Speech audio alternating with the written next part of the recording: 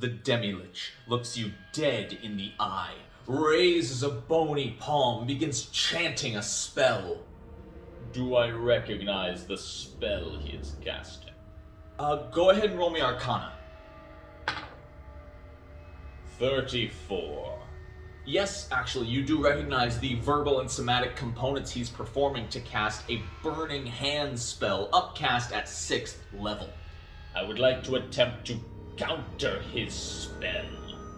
Oh, sure, you can go ahead and try. How do I do that? Counterspells and counteract checks. What are they, how do they work, and why are they so dang confusing? Well, in this video, I'm going to start with a super simple answer and then get more and more detailed and more deep into the subject of counteract checks. While they all function the same way, there are a few different types of counteract checks, from some that are more simple than others to some more complicated ones like the Wizard and Witch's Counterspell. But first, let's go ahead and start with one single sentence that sums all of it up.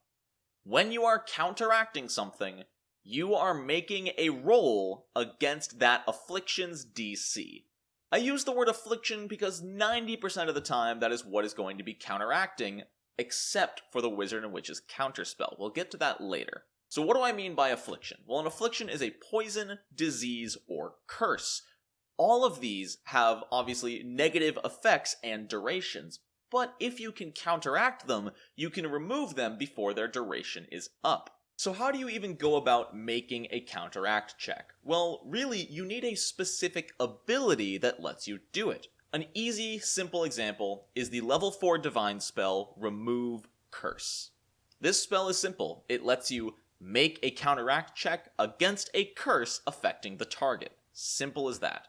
So how do we go about doing this? Well, the long and short of it is, you make a spell attack roll against the DC of the curse. This isn't technically a spell attack roll, but it is your spellcasting modifier plus proficiency added to a d20 roll, so it's calculated the exact same way.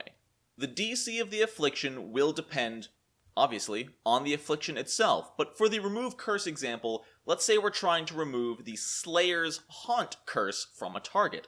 We can see that this has a DC of 19. If the original target failed that DC, they were afflicted with this curse. And now when we cast Remove Curse, we have to beat that DC with our spell attack roll. Should we beat it, it removes the curse entirely. Now it's not as simple as beat it or nothing. Like most things in Pathfinder, there are critical successes and critical failures, and a lot of it depends on the level of the effect you're using. If we get a normal success, we can counteract the affliction if its level is no more than one level higher than our effect. Unless it is a spell, the counteract level of something is always half its level rounded up. So because the Slayer's Haunt is a curse level 4, its counteract level is only level 2. And since Remove Curse is a level 4 spell, we would have no problem removing this even on a normal success. But let's say we're trying to remove an even stronger curse. Let's say we're trying to remove Reviling Earth, a curse level 12, which has a counteract level of 6, one half of its level, while our Remove Curse spell, unless we heighten it, only is level 4, which means even on a normal success, because the curse is 2 counteract levels higher than our spell, we would still fail. But should we critically succeed and beat Reviling Earth's DC 30 by 10 or more, we could still counteract it even with a level 4 spell, because on a critical success, you can counteract an effect up to 3 levels higher than your ability.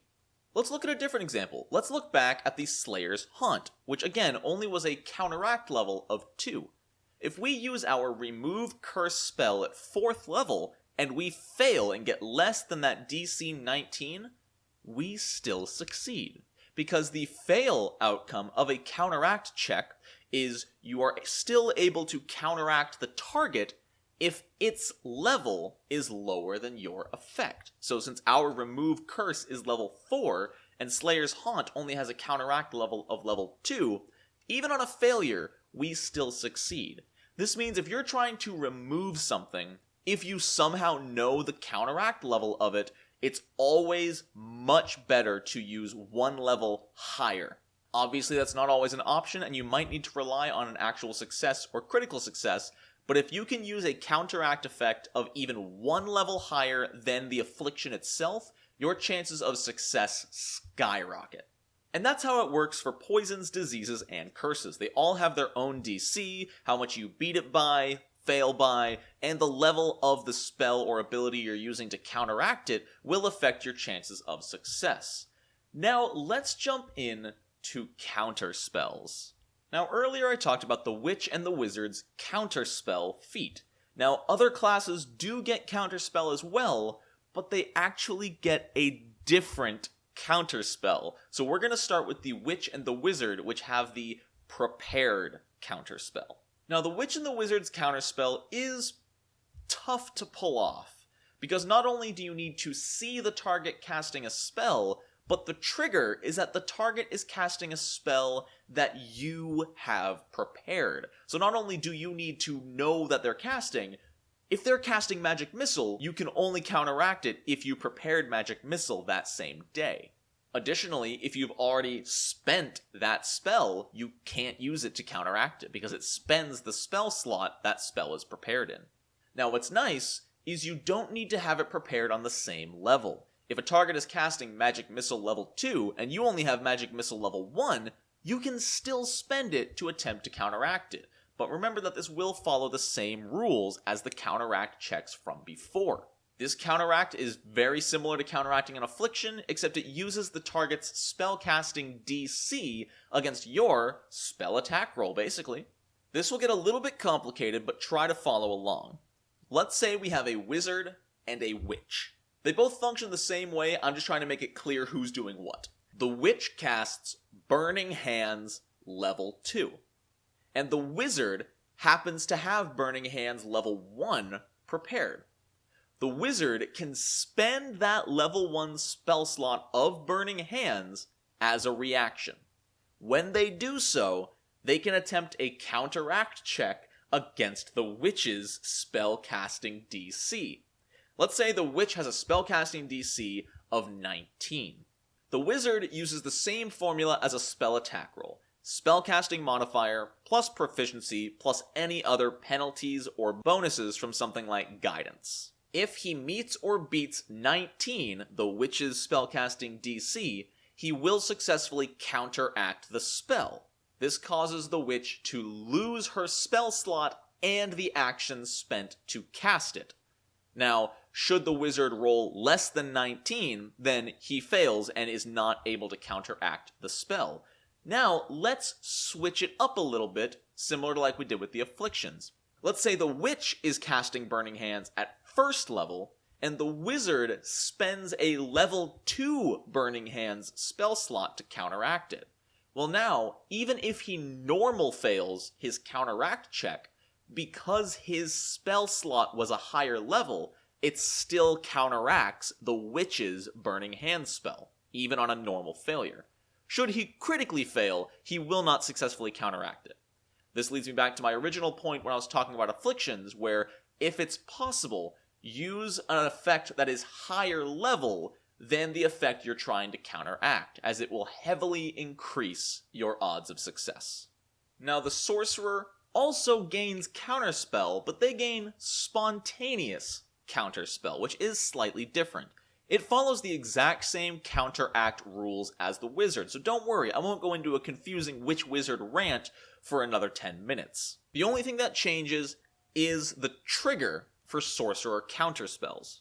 A Sorcerer can counteract any spell in their repertoire, because they don't have to prepare specific spells. If they know a spell at a specific spell level, they can spend that spell slot of that level to counteract an effect. This means if they see Burning Hands level 2 being cast, they can sacrifice any spell slot where they know Burning Hands to counteract the spell. What could make this incredibly versatile is if the Sorcerer knew Burning Hands as a signature spell, then they could sacrifice a spell slot of any level specifically for Burning Hands because of how signature spells work. But other than that, once they sacrifice the spell slot, they go through the same exact counteract rules with the same success, fail, critical success, depending on the difference in spell and counteract levels. And that is the gist of counteracting. I really hope I was able to make it come across clear. I'm sure there'll be graphics on screen to hopefully help it make a little bit more sense. It's really hard to articulate. It's something that once you understand it, it's really simple. But trying to explain it is really difficult. And that's another reason it's really hard to portray through a book rather than through explanation. And even through verbal explanation, it is tough to get across. But I hope I helped you guys understand a little better. I hope you enjoyed this shorter video. I know it's a topic people have wanted me to cover for a while, so I can only hope I did it justice. I want to give a huge shout out to my patrons. I just want to say thank you guys for being so understanding of me taking it easy this week, only uploading the 2 videos. Next week we should get back to normal, though in the future, normal might be cut down to 4 videos instead of 5. Because I'm running Patreon campaigns every other weekend, and another campaign every other weekend, and I'm part of 2 campaigns during the week, time is definitely not something I have a lot of, let alone the energy to get it all done. So I might start doing 4 videos a week just to give myself some breathing room. So thank you all so very much for watching. If you're interested, there are links in the description to my Patreon, where I release homebrew content once a month, and occasionally you get a sneak peek of a video or some exclusive content. And you also have links to my Discord, where we have an awesome community hanging out, talking about stuff. And you can also follow me on Twitter, where I sometimes post stupid stuff. So thank you all so much for watching. I hope you have a wonderful rest of your day. And until next time, no nat ones.